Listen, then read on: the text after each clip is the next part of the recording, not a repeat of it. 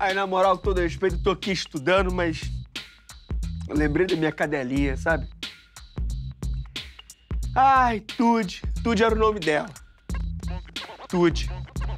Era tão legal, a gente vivia brincando pra lá e pra cá. Aí eu virava pra ela, late, Tude, ela, latia. Mas ela fugiu. Ela fugiu. Foi pra longe, Tude. Por quê? Por quê? Roda a vinheta.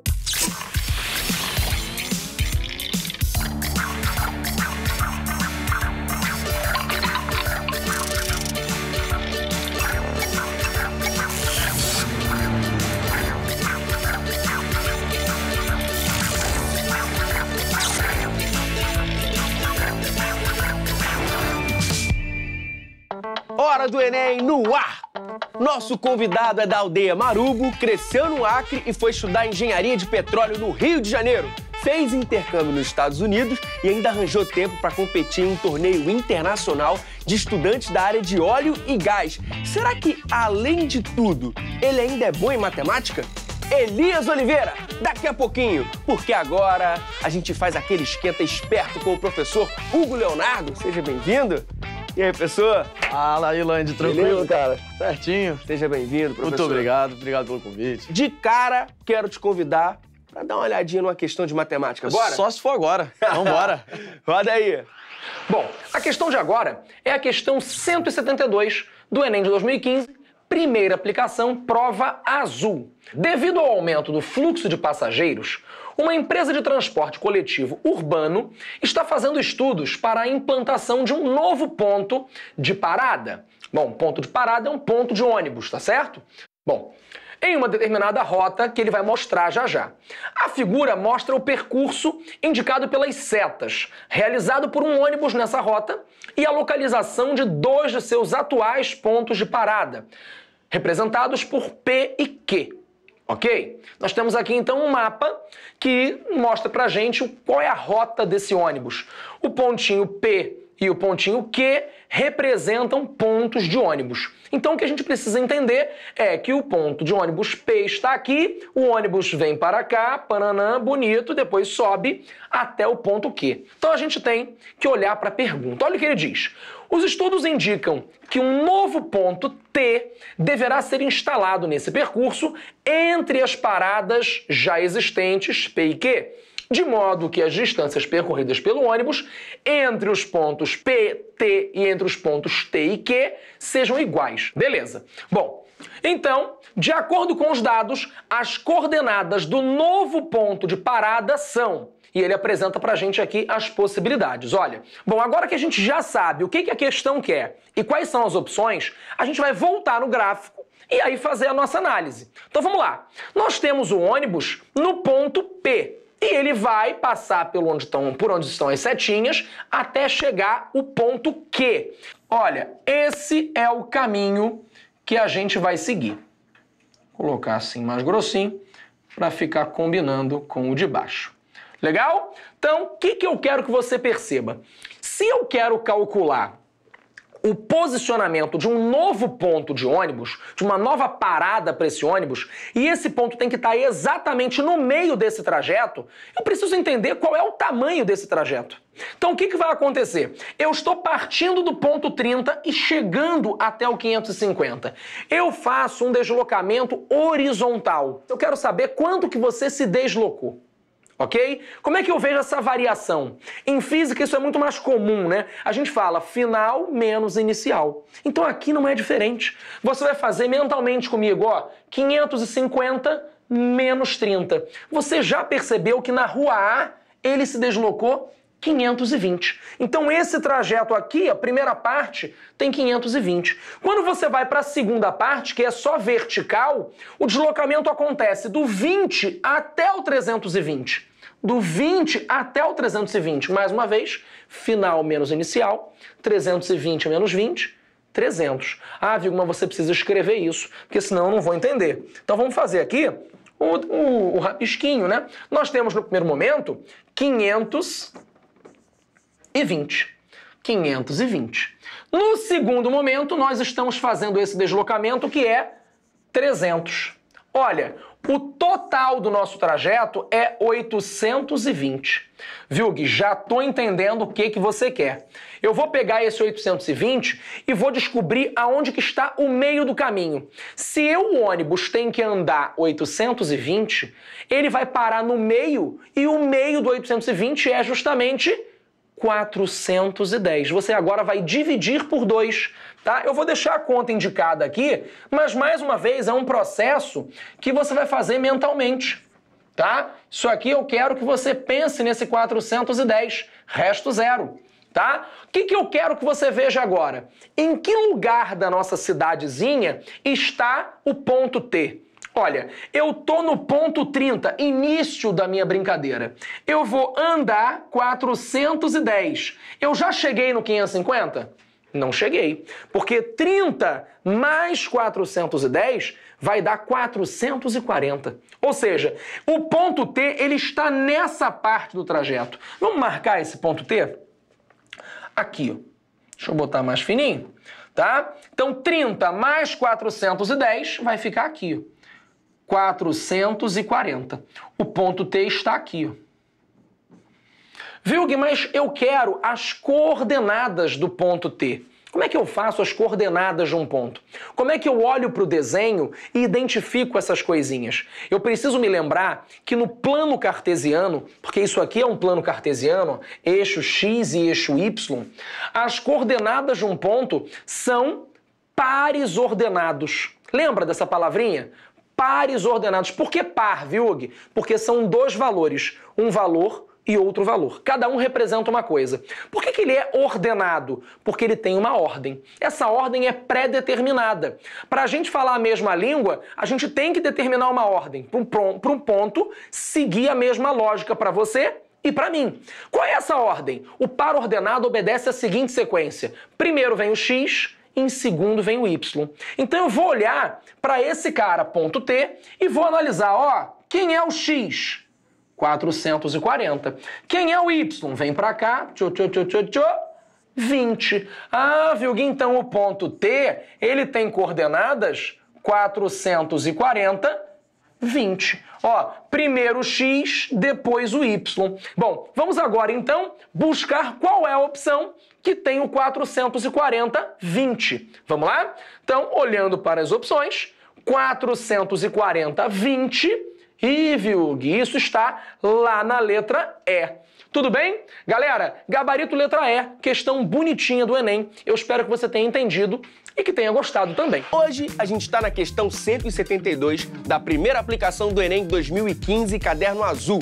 Ela exige mais compreensão do que cálculo, tá certo? Exatamente, Land. É um problema que ele exige muito mais uma percepção do aluno e uma interpretação de texto muito bem feita para que ele pudesse não errar o problema, já que ele tem uma pegadinha ali no meio dele. Pois é, porque se o candidato traçar uma diagonal ali, vai dar ruim. Exatamente. Se ele optasse por traçar a diagonal, ele iria calcular o ponto médio entre o segmento PQ.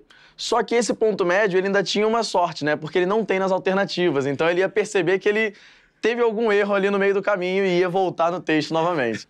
As outras opções de resposta podiam confundir o aluno? Podiam. Na letra D, ele fala que é 440 para ordenado, né? 440 é zero. Só que o candidato ele tinha que prestar atenção que o ponto P, ele não parte do zero, e sim de ordenada 20. Vamos acompanhar aqui no quadro? Na lousa. Opa, pera aí, deixa eu puxar Vamos aqui, lá. professor. Opa. Ah lá, pronto. Seguinte, a situação proposta pelo problema, ele mostra P partindo desse ponto aqui, do ponto 20. Então, a gente tem aqui o 20, ele vai percorrer tudo isso, ele sobe até um dado ponto Q. Então, na letra D, ele bota 440, 0. Esse 0 era a pegadinha do problema, porque a letra correta, que é a letra E, essa seria a letra D, a letra correta, que é 440, 20, fala exatamente que o ponto P, ele tá em ordenada 20, e aí por isso o gabarito é a letra E, e não o gabarito da letra D, que tem esse zerinho aqui. Então, o candidato tinha que prestar muita atenção nisso para ele não errar uma bobeirinha de nada, né? Professor, esse exemplo de plano cartesiano trabalha só com os eixos X e Y, mas tem outros que trabalham com outros quadrantes, tá certo? Exatamente. Se a gente... Vamos voltar aqui para nossa lousa? Bora. Pegar aqui.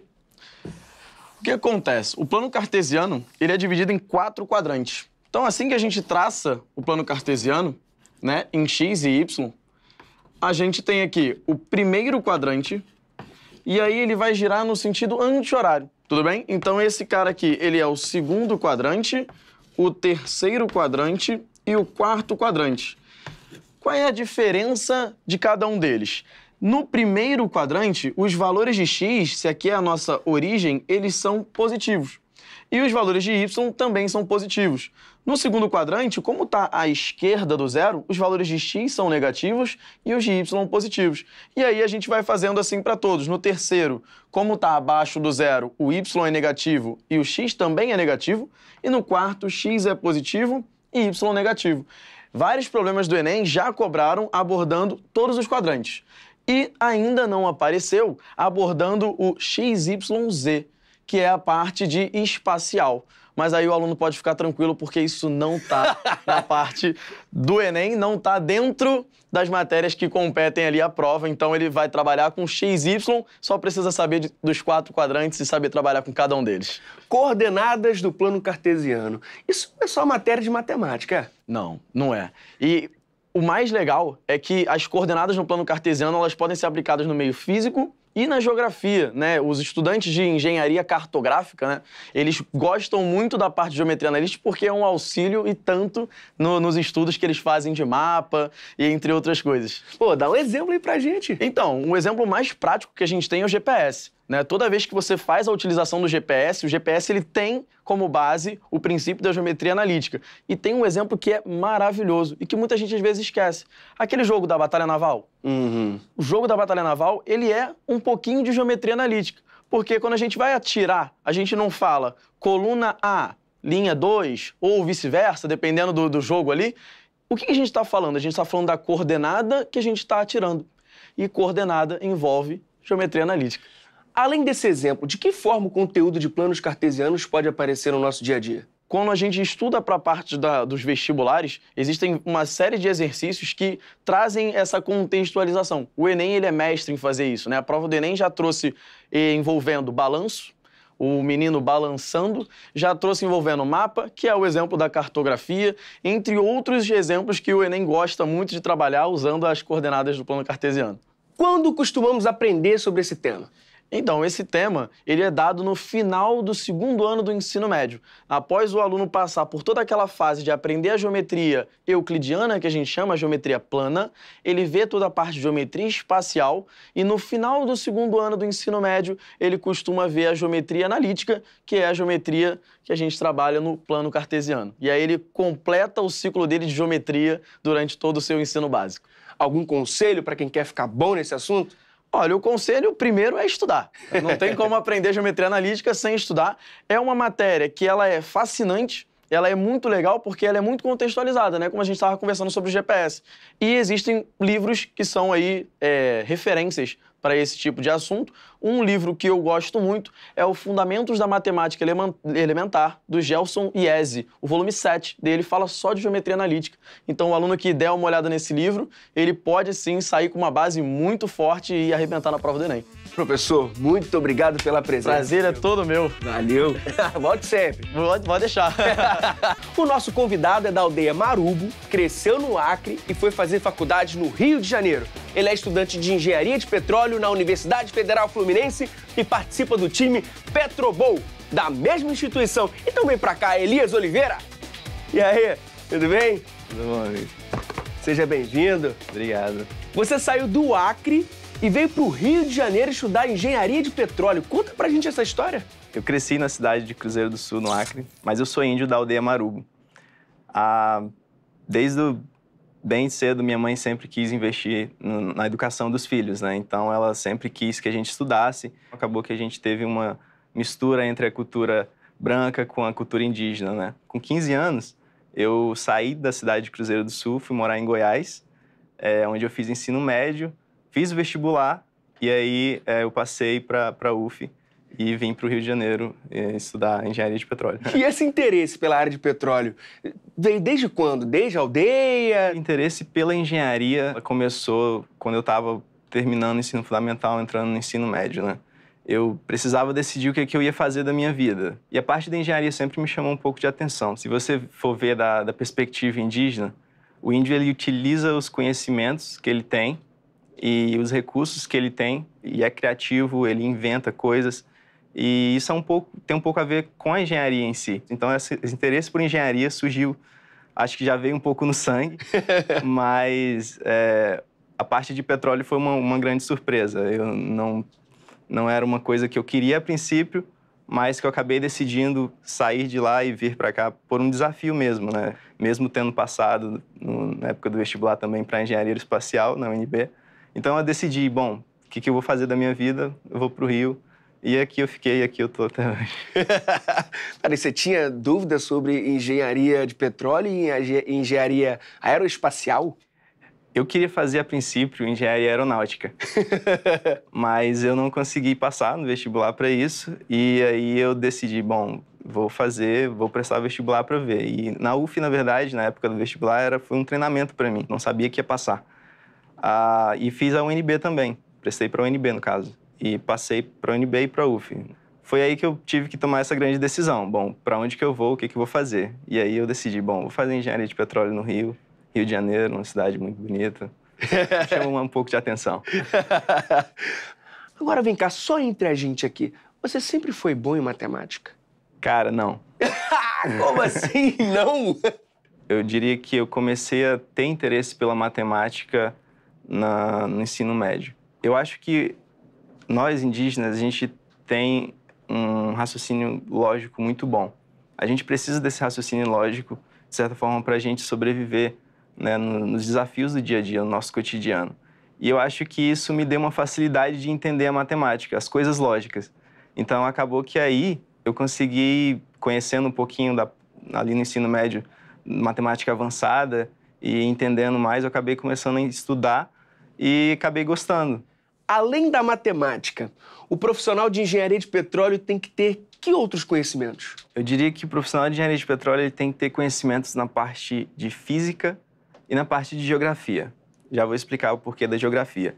Mas na parte física, a matemática é uma ferramenta que a física utiliza para fazer algumas interpretações. A física trabalha muito com fenômenos naturais, trabalha com a natureza em si, tenta interpretar a natureza. Então, ela utiliza a matemática para dar um pouco de facilidade onde você fazer medições e etc. A parte geográfica da coisa seria mais dividida em duas categorias. A parte de geologia, para petróleo isso é super importante, como que foi formada uma bacia sedimentar, que é onde tem uma acumulação de petróleo, como que as rochas ao longo do tempo foram formadas, né? O ciclo das rochas é importante, o tipo de minerais e também a parte geopolítica. O petróleo ele tem seu lado econômico, mas ele também tem seu lado político. E a parte física é exatamente porque o petróleo é uma ocorrência natural. Então, por essa ocorrência natural, o engenheiro de petróleo precisa entender como que aquele processo aconteceu durante os milhares de anos que o petróleo foi sendo formado. Me tira uma dúvida. Petróleo é só combustível? Não. O petróleo também é plástico, o petróleo também é asfalto, né? Ele também é utilizado para a fabricação de alguns fertilizantes. Então, assim, o petróleo está presente no nosso dia a dia, não só em forma de combustível. Aproximadamente 60% do petróleo que é retirado do subsolo, ele vai para refinarias e se torna combustível. Os outros 40% são subdivididos nessas outras aplicações, né? E dá para usar o petróleo de forma sustentável? Essa é uma pergunta bem interessante. Eu diria que, hoje em dia, as empresas elas estão tentando se reinventar. As empresas que produzem petróleo, né, que exploram petróleo, elas têm usado o dinheiro proveniente desses recursos e têm investido em tecnologia, em pesquisa, tudo para tentar reinventar, tudo para tentar desenvolver novas maneiras de se ter energia, né? Porque o petróleo, um dos principais motivos do uso do petróleo é a parte energética. Mas ainda é uma coisa intermediária, ou seja, o recurso que vem da produção de petróleo vai sendo reinvestido em outras coisas, que pode estar associado à sustentabilidade. Mas não necessariamente o petróleo é usado de uma maneira sustentável. Então, assim, na minha perspectiva, é muito difícil relacionar o petróleo e sustentabilidade. É possível, pelo motivo de que você está tendo recursos de um lugar, tá tirando recursos de um lugar e aplicando em outros, mas é uma questão ainda que é bem desafiadora. E como está o mercado para quem quer trabalhar com petróleo? No mundo, o mercado do petróleo ele se encontra numa certa instabilidade. O petróleo tem ciclos, né? Tem altos e baixos. E o petróleo está no seu ciclo baixo agora, né? Mas no Brasil, devido à nossa, de certa forma, crise econômica, prejudicou um pouquinho essa parte do petróleo. As empresas tiveram que se renovar, né? Ter que lidar com os poucos recursos. Mas eu gosto de pensar e gosto de ter esperança de que vai melhorar. Ter esperança de que futuramente eu vou entrar no mercado e conseguir ter um emprego e conseguir estar numa situação estável na minha vida. Conta pra gente, como foi a experiência de estudar fora do Brasil?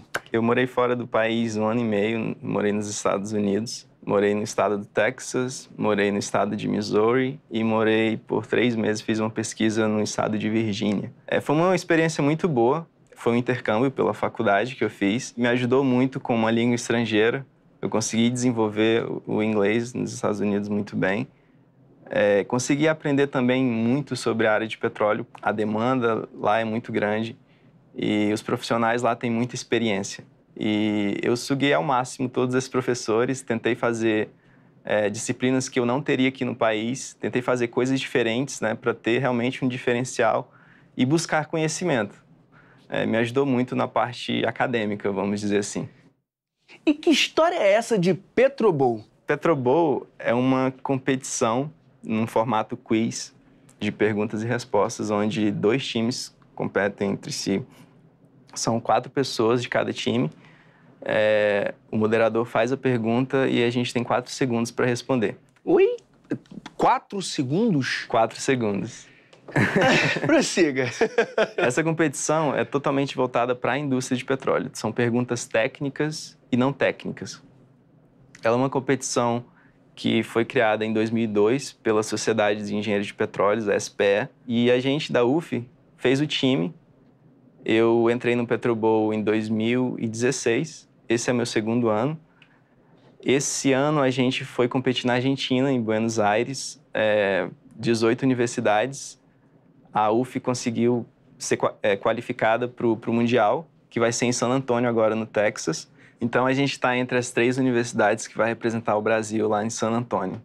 É uma oportunidade muito legal para a gente que é estudante, né, representar o Brasil, representar a nossa universidade. E a gente está estudando bastante para tentar fazer o nosso melhor lá, para tentar trazer esse Mundial para o Brasil de novo. Mas como é que faz para participar do Petrobowl? Para participar do Petrobowl, primeiro você tem que estar associado à SPE. Isso, dentro da universidade, a gente tem o que a gente chama de capítulo estudantil da SPE. Então você se associa e aí você diz, bom, eu gostaria de participar. E aí a gente, pelo menos na UF, a gente faz como se fosse um processozinho seletivo. E o legal é que no Petrobowl você vai estudar tudo sobre a indústria de petróleo. Só para relembrar, SPE é? A Sociedade de Engenheiros de Petróleo. E qual o conselho que você dá para quem quer saber ainda mais sobre essa profissão? Um livro muito bom, chama Fundamentos da Engenharia de Petróleo, que é com o José Eduardo Thomas. Ele fala de uma maneira sucinta todos os processos dentro da engenharia de petróleo, desde a parte de exploração até a parte de produção, refino. Elias, muito obrigado pela sua presença, valeu mesmo. Eu que agradeço. E, sucesso lá aí na competição. Claro, e na vida, muito né? Obrigado. É isso aí, gente, muito foco e determinação. O Enem tá chegando, hein? Então vai no nosso site, tem muito conteúdo bacana para te ajudar. horadoenem.mec.gov.br. Tchau, tchau. Só queria dar um recado para os índios do Brasil.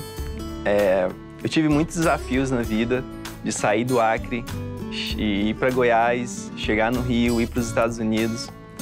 E eu também tive um pouco de oportunidades, mas eu aproveitei todas essas oportunidades. Eu tive que lutar muito, tive que estudar bastante, tive que dar o meu melhor para chegar onde eu cheguei, quase me formando agora. Mas eu queria dizer que vale a pena estudar, que realmente vale a pena lutar por um sonho que você tem.